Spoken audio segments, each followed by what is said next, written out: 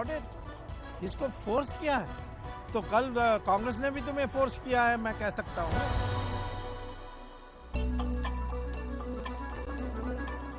The theory of presumptive loss is very dangerous because there is no end to presumptive loss. This is like saying I got a government car and I have it 365 days in a year, but I've only used it for 250 days. So the presumptive loss to the government is 110 days. The 2G scam is making headlines once again with the sanctity of the 1.76 lakh crore loss figure being questioned, a figure that was positioned by the CAG as the loss to the exchequer for not going in for an auction of spectrum while handing out licenses in 2008. Hello and welcome. You're watching We Mean Business. I'm Shweta Rajpal-Kohli. On the show today, we discuss whether or not the now infamous 1.76 lakh crore loss figure should have figured in CAG's 2G report or not, or are those numbers inflated? Let me introduce our guests on the show. Mr. R.P. Singh, former Director General of Audit, Post and Telecommunications of the CAG, joins us on a link. Nalin Kohli, National Executive Member of the BJP, with me here in the Delhi studio. Paranjoy Guha Thakurta, Senior Journalist and 2G Petitioner, also with us here in the studio. Rajan Mathews, Director General of the Cellular Operator Association of India, joins us on a link. Rishi Sahai, Director of Cogence Advisors, also with me here in the studio. And Arijit Banerjee, our telecom correspondent, also joins us. But before we go on to the discussion, let's quickly take a look at the political war of words that seem to have erupted ever since the former director in the CAG's office, Mr. R.P. Singh, who's also one of our panelists today, questioned that 1.76 lakh crore figure. But speaking to NDTV, Parliamentary Affairs Minister Kamal Nath attacked the BJP for calling him a Congress insider. He said the Congress could just as well call the CAG a BJP insider. Let's take a look at what he had to say. Is the heart of the debate on the 2G scam really what the presumptive loss was? Or is it that the licenses were allotted in what the CAG called an arbitrary and non-transparent manner, which is the reason that A. Raja was sent to jail to begin with?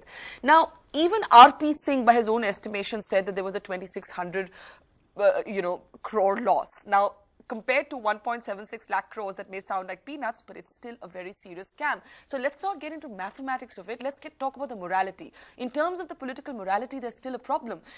Isn't the government trying to obfuscate that by diverting to what RP Singh What are we diverting? It is the You're questioning the integrity of the CAG. Who's questioned it? When a CAG official says something, that is forced to sign on this report. What are we supposed to do? The CAG should clarify it. Aren't you wondering why this gentleman is speaking only now? We don't know. He claims that he said this. It's on record. He said, and I've heard this on television early morning myself. Yeah. He said, I said it now. I've said it on record. I've said it in the files. I've said it earlier. I'm saying it now. But when I said that this presumptuous loss business is not the correct way, I was pilloried. He says so. And I said this is the loss. There is a loss. But you know, now, presumptive loss, the theory of presumptive loss is very dangerous because there is no end to presumptive loss. This is like saying I got a government car and I have it 365 days in a year, but I've only used it for 250 days. So the presumptive loss to the government is 110 days. Now, Murli Manohar Joshi, who heads the Public Accounts Committee, is quoting from the CAG website to say that there's actually nothing wrong if CAG officials meet whoever heads the PSC, because the CAG website itself describes the CAG as a friend, philosopher and guide of the Public Accounts Committee. So aren't we creating controversies out of non-controversies? Who's creating the controversy? The BJP says R.P. Singh is a Congress insider in the CAG. Well, you know, that's like saying that the present CAG is the insider of the BJP. I mean, that you can say anything. Right? But we have not been, is that what the Congress is saying? I'm not saying. Is that what you're saying? Let's remember. Is that what you're saying? Let me say it. Let us not forget that it was the BJP who had joined hands with a former CAG, not only joined hands with him, and brought him to Rajya Sabha, a member of his party. It is that track record which BJP has. Congress doesn't have such a track record. But are you making the same allegation I'm not. today? I'm saying, but we cannot forget that. If I mention that, doesn't mean I'm making an accusation. But this is the way the BJP has functioned in the past. You know that very well. So let's step back. No, let's not step back. Is it a fact? It is a fact that the BJP... Well, I think both major political parties have politicized several institutions that should have remained apolitical. We have seen members of the Election Commission, for example, end up in Parliament. The main point is... So nobody's really above the other when it comes to this. No, we have never, ever adopted a CAG. We had said at that time, the CAG is hand in glove with the government. And many years later, the CAG emerges as a member of the BJP, campaigns for them, and arrives in the Rajya Sabha as a BJP member. So are you making what does that demonstrate? Are you making the same insinuation I'm not making an insinuation. I'm saying this is the track record of that party. All right, so as we can see, it is a major political war of words. We'll, of course, get Nalin to give the BJP's point of view. But first, let me go across to the man of the moment, Mr. R.P. Singh. Mr. Singh, clearly your remarks have snowballed into a huge political controversy. But there are several who are actually questioning a number of things. One, some calling you a Congress insider, some questioning the timing of your interviews to media channels as well as newspapers, many others questioning your contradictory statements. Mr. Singh, before we go into those details, let's try and understand your side of the story. From what we understand, you're saying you do not stand by the 1.76 lakh crore figure and that you were forced to sign the CAG report on the 2G losses. Explain to us your position, sir.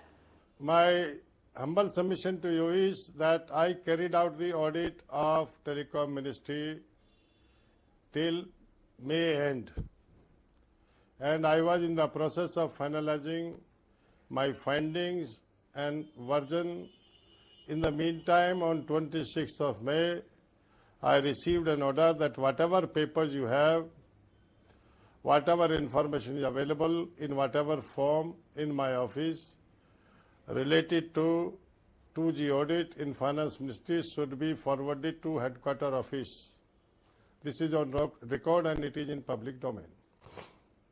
I took 3 to 4 days to give shape to my final version and forwarded it for consideration and approval of the CAG.